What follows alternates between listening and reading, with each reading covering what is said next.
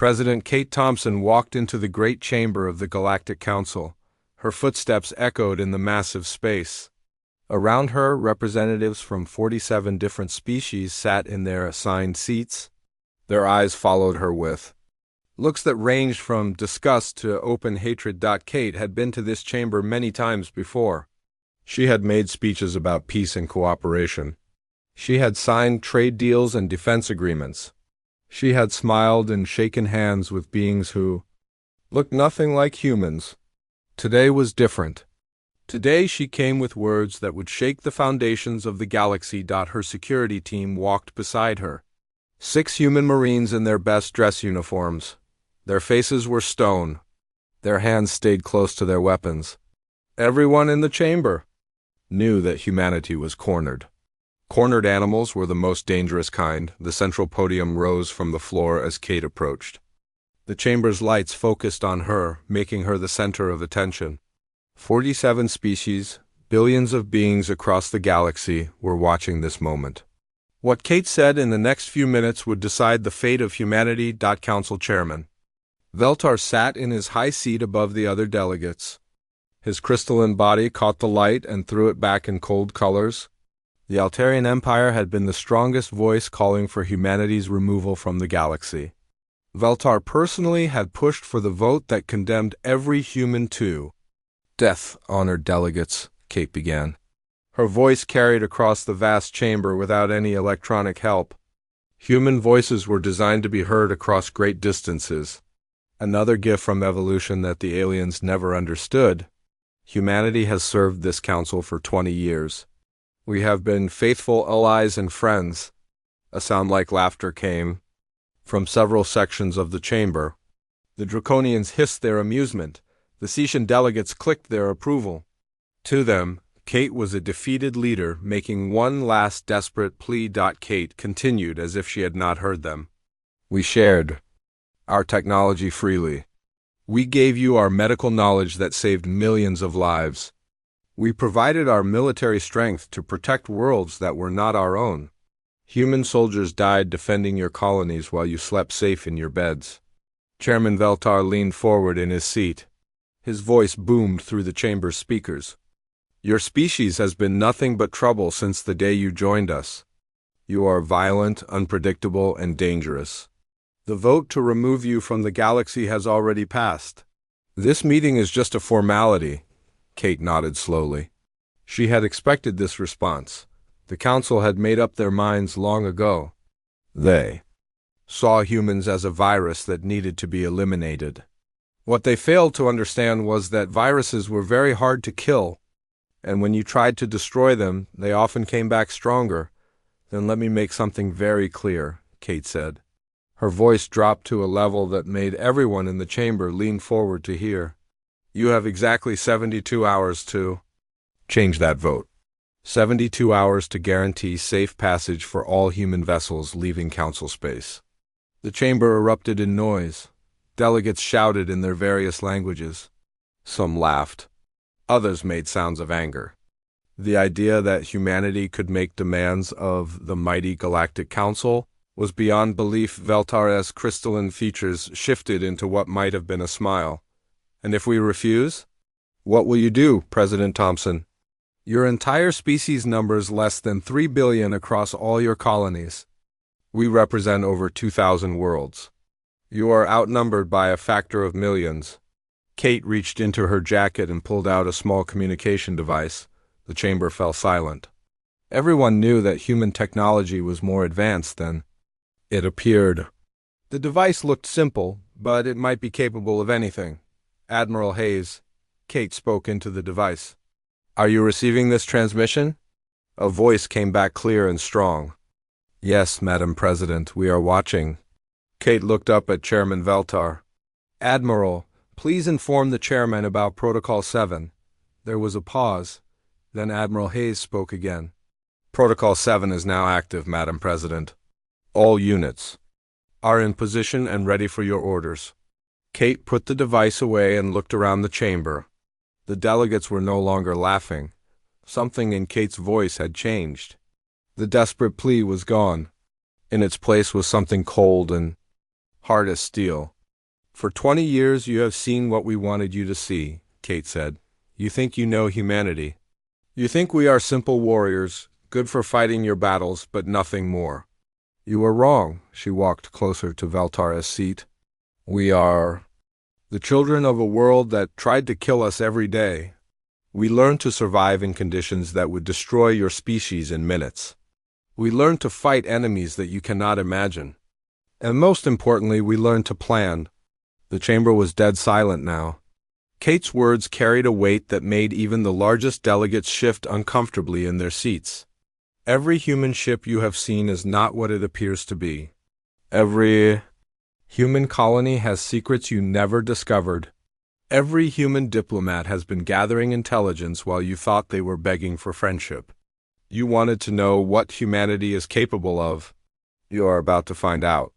Chairman Valtara's confidence was starting to crack. You are bluffing. No species could hide military assets from the Council's intelligence networks. Kate smiled for the first time since entering the chamber. It was not a pleasant smile. 72 hours, Chairman. After that, the galaxy learns why you should never corner a predator. She turned and walked toward the exit. Her security team fell in around her. The chamber remained silent until the humans were gone.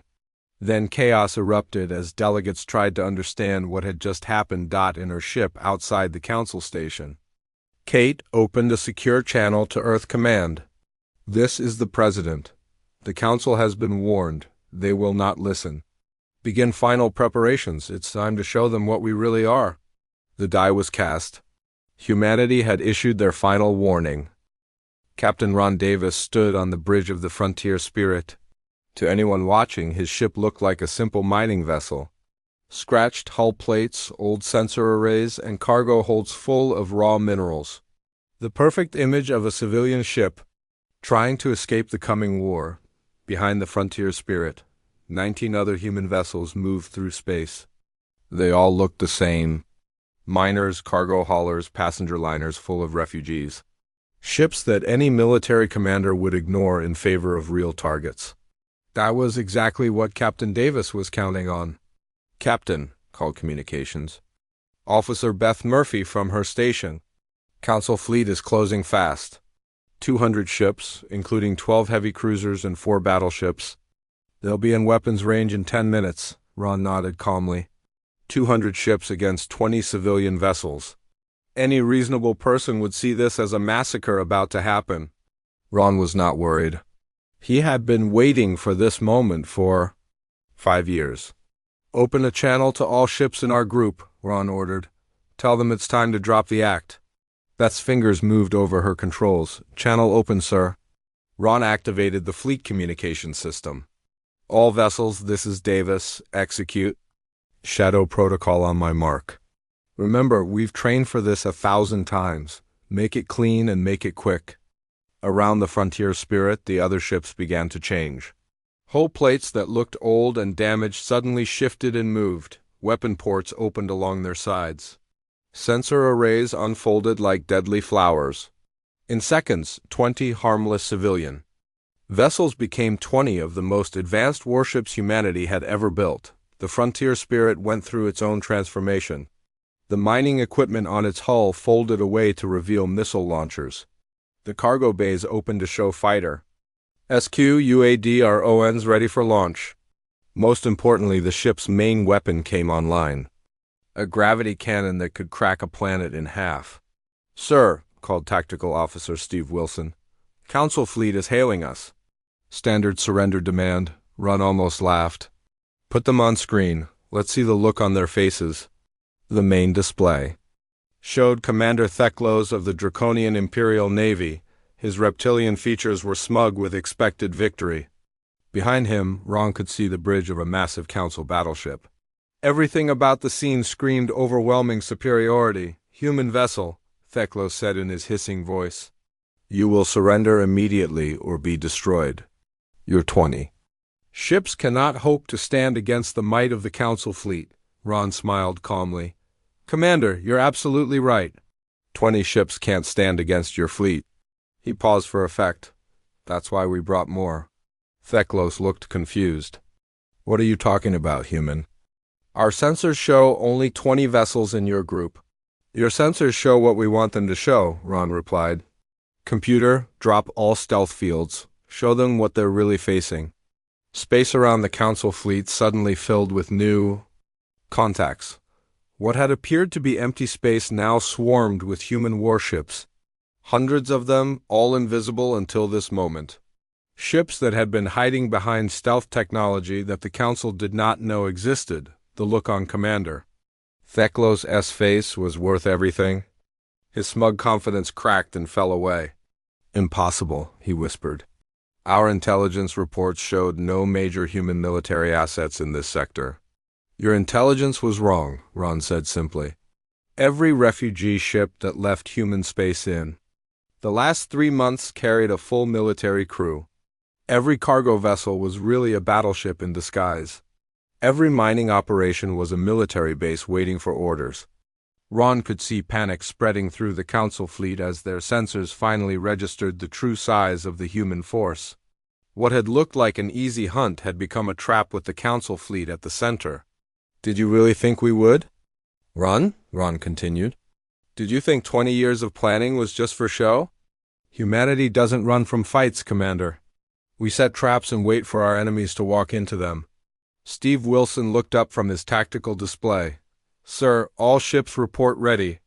Weapons are charged and locked on target. Ron turned back to the screen. Commander Theklos was shouting orders to his crew, but Ron could see it was too late. The Council fleet was surrounded, outnumbered, and facing weapons they had never seen before. Commander, Ron said quietly, you came here to destroy helpless civilians. Instead, you found the teeth of humanity waiting for you. This is what happens when you try to hunt predators. Ron gave the order he had been waiting years to give. All ships fire. Space erupted in light and death. Human weapons, powered by technology the Council had never imagined, tore through enemy shields like they were made of paper. Missiles that could track targets through hyperspace found their marks with perfect accuracy. Energy beams that bent space itself sliced battleships in half. The Council fleet tried to fight back, but their weapons seemed almost primitive compared to what humanity brought to bear. Ships that had ruled the galaxy for centuries died in seconds. The mighty Draconian battleship, pride of their fleet, lasted less than a minute under concentrated human fire. Sir, Beth Murphy called out. Enemy fleet is requesting immediate surrender. Their commander is dead. Only 60 ships left operational out of 200. Ron looked at the tactical display. Red enemy contacts were going dark all across the screen. In less than 10 minutes, humanity had destroyed one of the largest military fleets in Council space. Accept their surrender, Ron ordered, but make sure they understand something. This was just a test. If the Council wants to see what humanity can really do, they just need to keep pushing. Around the battlefield, human ships moved to secure Council survivors. But Ron knew this was just the beginning. Word of this battle would spread across the galaxy in hours. The Council would learn that their intelligence about human capabilities was completely wrong. More importantly, every species in the galaxy would learn a new truth. Humanity was not the weak junior member of the Council. They were apex predators who had been hiding their strength for 20 years. The real war was just beginning, and humanity was ready to show the galaxy what they had learned in the darkness between the stars. Colonel Pete Anderson sat in the Strategic Command Center aboard the Earth defense ship Defiance. Around him, dozens of holographic displays showed battles raging across 12 star systems. What had started as humanity's desperate escape had become something far more dangerous. It had become humanity's coming of age as a galactic power. Pete had been preparing for this war his entire adult life. 20 years in military intelligence, watching and learning from every species in the galaxy. Now all that knowledge was being put to deadly use. Colonel, called Intelligence Officer Lucy Kim from her station, the Vega system engagement is complete. Council fleet destroyed. 47 enemy vessels eliminated, 0 human losses. Pete nodded without looking up from his tactical overview. The numbers told the story better than any report could. In every engagement, Council fleets were being wiped out with minimal human casualties. The aliens had no idea what they were really fighting. General Mary Torres walked up to Pete's station. At 55, she was humanity's most experienced military strategist. She had planned every major human military action for the past decade. More importantly, she had been the architect of humanity's secret military expansion. How are our casualty ratios holding up? Mary asked. Better than projected, Pete replied. Average engagement sees Council forces taking 90% losses while we lose less than 5% of engaged units. Their weapons can barely scratch our armor, and their shields might as well be tissue paper against our guns. Mary smiled grimly. 20 years of studying every species in the galaxy. 20 years of reverse engineering their technology and improving on it. 20 years of letting them think we were just simple warriors. The payoff has been worth the wait. Lucy Kim turned from her station. General, I'm getting reports from the Rigel system. Council reinforcements have arrived, but they're requesting immediate support. Our ships there are reporting the same results as everywhere else. Pete pulled up the Rigel tactical display. 3 human heavy cruisers were facing off against a Council fleet of over 100 vessels. By any reasonable measure, the humans should have been overwhelmed in minutes. Instead, the Council fleet was being systematically destroyed. What the Council never understood, Mary said as she watched the battle unfold, is that humans are the best students in the galaxy. Every time we met a new species, we learned from them. Every technology they showed us, we studied and improved. Every weakness we saw, we filed away for future use. Pete highlighted another sector on the display. Ma'am, should we move to Phase 2? Our forces are ahead of schedule in every engagement. Mary considered for a moment. Phase 2 was the part of the plan that would shock the galaxy to its core. Until now, humanity had been playing defense, responding to Council attacks. Phase 2 would take the war to the Council's home systems. Do it, Mary ordered. Activate all sleeper assets. It's time to show them that this war was never about escape. It was about teaching the galaxy a lesson they'll never forget. Pete opened a secure channel to Fleet Command. All units, this is Strategic Command. Execute Phase 2. Repeat, execute Phase 2. Across human space, the order went out to ships that had been waiting in hidden positions for months. Not just military vessels, but civilian ships that carried weapons the Council had never seen. Cargo haulers that could split open to reveal.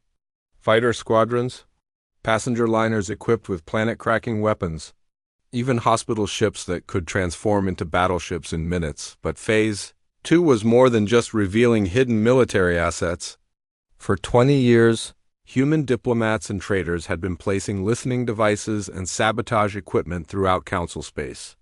Every major military installation, every command post, every communications relay had been compromised by human intelligence. Lucy, what's the status on our assets inside Council territory? Mary asked. Lucy's fingers flew over her controls as data flowed in from across the galaxy. All sabotage teams report ready? We have assets in place on 43 of the 47 Council member worlds. Military communications are already being disrupted. Several major shipyards have suffered accidents that will keep them offline for months. Pete watched as the tactical display updated with new information. Red dots representing Council military assets began disappearing as human sabotage teams went to work. Supply depots exploded. Command centers went dark. Fleet repair facilities suffered catastrophic system failures. The beautiful thing, Mary said as she watched the chaos unfold, is that they'll never know how we did it. Every failure will look like an accident. Every sabotage will appear to be equipment malfunction. They'll spend years trying to figure out how their entire military infrastructure collapsed so quickly. A new communication came in from Admiral Lisa Hayes. Her face appeared on the main holographic display, calling in from the front lines of the war. Mary, Lisa said, we're getting surrender requests from Council fleets in 6 systems. They're starting to understand that they can't win this fight. What should we tell them? Mary's expression was cold as winter. Tell them that surrender was an option 72 hours ago. They chose war instead.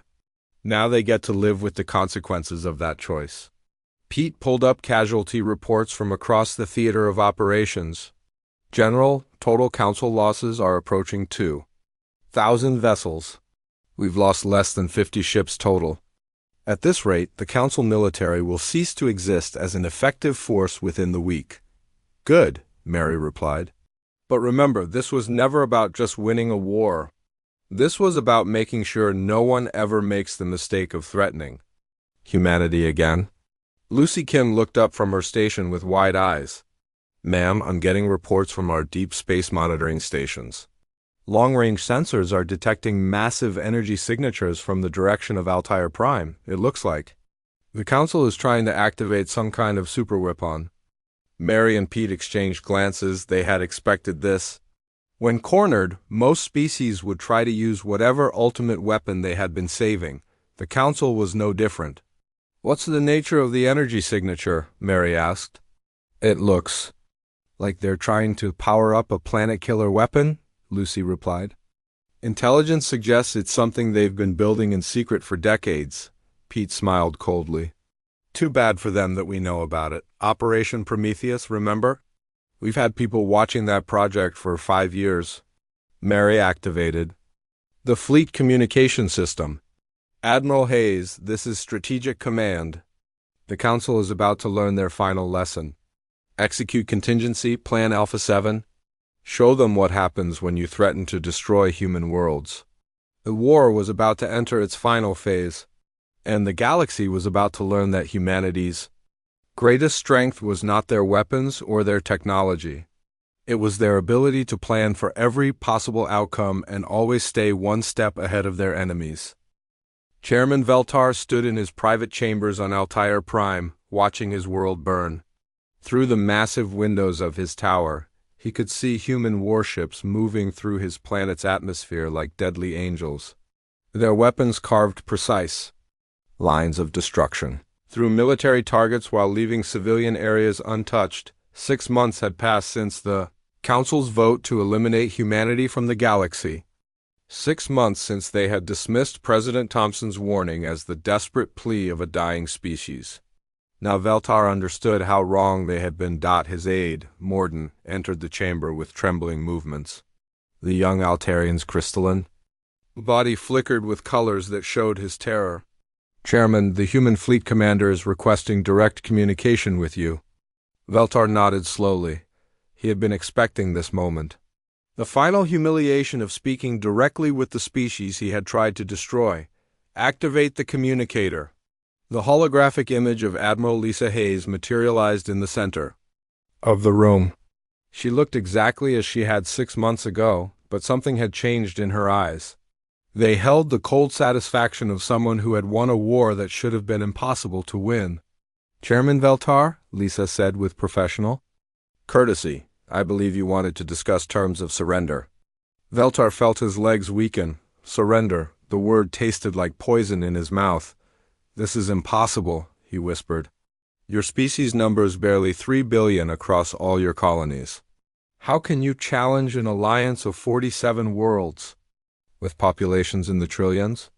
Lisa's smile held no warmth. You made the classic mistake, Chairman. You thought numbers were the only thing that mattered in war. You forgot about preparation, strategy, and the will to do whatever it takes to survive. Through his windows, Veltar could see more human ships arriving in orbit. Not the crude warships he had expected, but sleek vessels that moved through space like living things. Their technology was clearly superior to anything the Council possessed. We studied you for 20 years, Lisa continued. Every species in the Council, every technology, every weakness.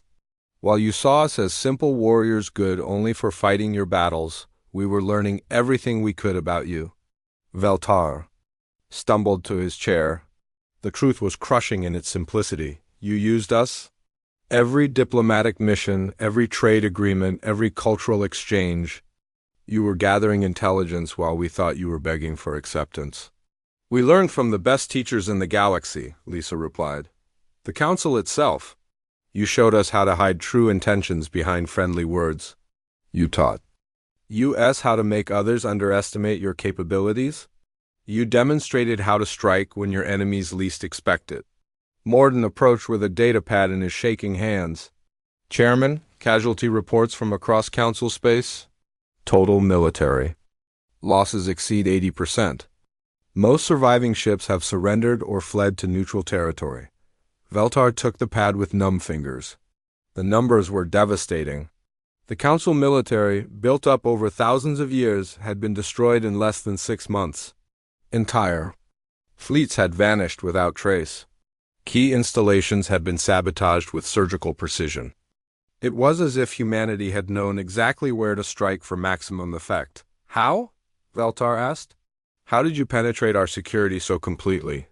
Lisa's expression remained neutral. Every human diplomat you hosted was a spy. Every trade mission placed listening devices in your facilities. Every cultural exchange gave us access to your computer systems. You invited us into your homes and never bothered to check what we were really doing there. The chairman felt something break inside him, but the intelligence reports. Our analysts said human military capability was limited. Your fleet consisted of a few hundred outdated vessels. Your analysts saw what we wanted them to see, Lisa replied. Those outdated vessels were decoys. Our real military was hidden in civilian ships, disguised installations, and stealth technology your sensors couldn't detect. We built an entire war machine right under your noses.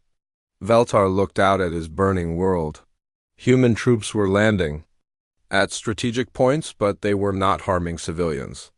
Instead, they were setting up aid stations and providing medical care to injured Altarians. Even in conquest, humans showed a level of restraint that Council forces had never demonstrated. What happens now? Veltar asked. Will you destroy our worlds? Enslave our populations? Lisa was quiet for a moment. When she spoke, her voice carried the weight of absolute authority. The Council as a political entity is finished. Your military is broken beyond repair. Your intelligence networks have been completely compromised. But we're not monsters, Chairman. We won't commit genocide. She gestured to something off-screen, and new information appeared on Veltar's display. These are the terms. All Council member species will be placed under human oversight for a period of 50 years. Your militaries will be disbanded and replaced with human-trained peacekeeping forces. Your governments will be restructured to prevent the kind of corruption that led to this war. Veltar stared at the terms in shock. You're taking over the entire galaxy. Or cleaning up the mess you made, Lisa corrected. For thousands of years, the Council ruled through fear and intimidation. Species were forced to join or face destruction. Wars were fought for resources and territory. That ends now. The Admiral's image moved closer. Humanity didn't want to rule the galaxy, Chairman. We wanted to explore it, learn from it, and find our place among the stars. You forced us to become something else when you tried to destroy us, Veltar understood now. The Council's betrayal had not weakened humanity. It had transformed them from peaceful explorers into the galaxy's apex predators.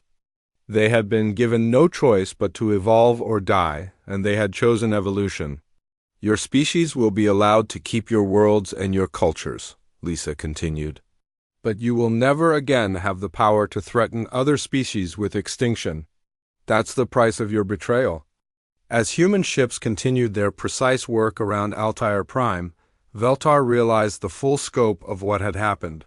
Humanity had not just won an impossible war. They had become the new dominant power in the galaxy, and there was nothing anyone could do to stop them. The age of the Galactic Council was over. The age of human expansion had begun.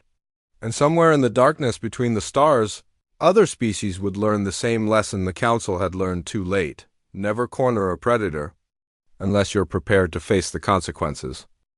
The UCS Defiance drifted through space like a dying animal. Smoke leaked from 3 different hull breaches. Its engines coughed and sputtered with each burst of thrust. Paint peeled from the sides in long strips that floated away into the darkness. Anyone looking at the ship would think it belonged in a scrapyard.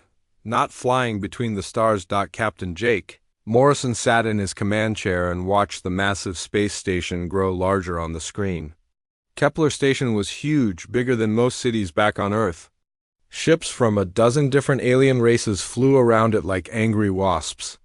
The station's lights blinked in patterns that hurt human eyes to look at. "Captain, we're getting a signal from the station," said Lieutenant Commander Lisa Kane from her position at the communications console. Her voice was steady, but Jake could hear the tension underneath. "They want to know what we're doing here." Jake looked around his bridge.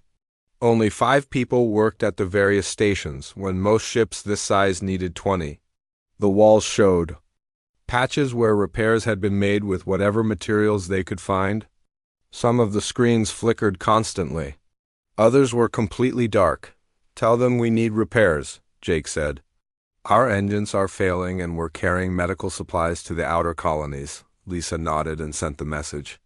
Within seconds, laughter came through the speakers. The sound was harsh and alien, like metal being scraped against stone. Jake recognized it as coming from the Zephyrians, the insect-like race that controlled this part of space. "They say we can dock at Bay 94, Lisa reported, the worst bay on the station. "They also said we should hurry before our ship falls apart completely." More laughter filled the bridge, this time from different alien voices. The crystalline Vortons made sounds like breaking glass when they laughed. The reptilian hegemony produced deep rumbling noises that vibrated through the ship's hull. Chief Engineer Bobby Chun looked up from his console and caught Jake's eye. Bobby was young, barely 30, but he knew more about starship engines than most people learned in a lifetime. His face showed no emotion, but Jake saw the quick nod. Everything was going according to plan. "Take us in slowly," Jake told his pilot. "Make it look like we're struggling." Amy Johnson sat at the pilot's controls. Her hands moved over the buttons and switches with practiced ease, but she made the ship jerk and shake as if the controls barely worked. She was one of the best pilots in the human fleet, but today she had to pretend to be barely competent. The Defiance approached the docking bay with painful slowness. Other ships zipped past them, their crews probably laughing at the pathetic human vessel. A sleek Zephyrian warship flew so close that its engine wash rocked the Defiance from side to side. Amy let the ship wobble for several seconds before bringing it back under control. "Docking clamps engaged," reported Navigator Sam Peters. He was a quiet man who rarely spoke unless spoken to. Today he sounded tired and defeated, just like they had planned. "We're secure, Captain." Jake stood up from his chair and straightened his uniform. The fabric was faded and showed signs of many repairs. Like everything else on the ship, it looked old and worn out. "Lisa, you're with me. We need to register our presence with station security." As they walked through the ship's corridors, Jake noticed how well his crew played their parts. Maya Rodriguez, their weapons specialist, sat at a maintenance station with tools scattered around her. She looked frustrated as she worked on a control panel that sparked every few seconds. In reality, Jake knew Maya could fix any weapon system in the fleet with her eyes closed. Dr. Helen Carter sat in what looked like a cramped medical bay, sorting through supplies that appeared to be mostly empty containers. She glanced up as Jake passed and gave him a tired smile. Helen was actually one of the smartest people Jake had ever met, but today she looked like an overworked doctor trying to save lives with limited resources. The airlock opened with a grinding sound that suggested it might not work much longer. Jake and Lisa stepped onto the station and immediately felt the difference. Clean air filled their lungs instead of the recycled atmosphere of their ship. Bright lights illuminated corridors that sparkled with alien technology. Everything on Kepler Station was new, powerful, and impressive. Station security consisted of 3 different aliens working together. The Zephyrian officer had 4 arms and compound eyes that reflected the light. Its mandibles clicked as it spoke in broken human language. "Humans from broken ship," it said. "Why you come here?" "Our engines are failing," Jake replied, keeping his voice humble. "We're carrying medical supplies to the colonies in the Vega system. If we don't get repairs, people will die." The Vortex security officer was a walking crystal formation that sang its words in musical tones. Its song sounded beautiful, but Jake knew it was probably mocking them. The translation device on his belt turned the song into words. Such a sad story. A dying ship carrying medicine to dying colonies. How very human. The third officer belonged to the hegemony. Its scales were dark green and its eyes were yellow with vertical pupils. When it spoke, its forked tongue flicked out to taste the air. You will pay standard docking fees, it hissed. Triple rate for damaged vessels that might explode and damage the station? Jake nodded and handed over the payment chip. It contained just enough credits to cover the fees, making it look like they were running on empty. How long can we stay? 24 hours, the Zephyrian clicked. Then you leave or we sell your ship for scrap. As they walked back toward their docking bay, Jake heard the aliens talking among themselves. They made no effort to keep their voices down, clearly believing that humans were too stupid to understand their languages. Jake spoke 5 alien languages fluently, and Lisa knew 3 more. Look at them, one of the aliens said. Flying around in garbage? How did this species ever reach the stars? They won't be flying much longer, another replied. Once we finish with their colonies, they'll be lucky to keep their home planet. The invasion fleet is almost ready, said a third voice. 300 ships. The humans won't know what hit them. Jake and Lisa kept walking, showing no sign that they understood every word. When they reached their ship, Jake allowed himself a small smile. The aliens thought they were clever, but they had just revealed their entire plan to the 2 humans they considered too primitive to matter. Did you hear that? Lisa whispered as they entered the airlock. Every word, Jake replied. Signal the crew? We have work to do. The Defiance might look like a piece of junk, but appearances could be very deceiving. The aliens were about to learn that the hard way.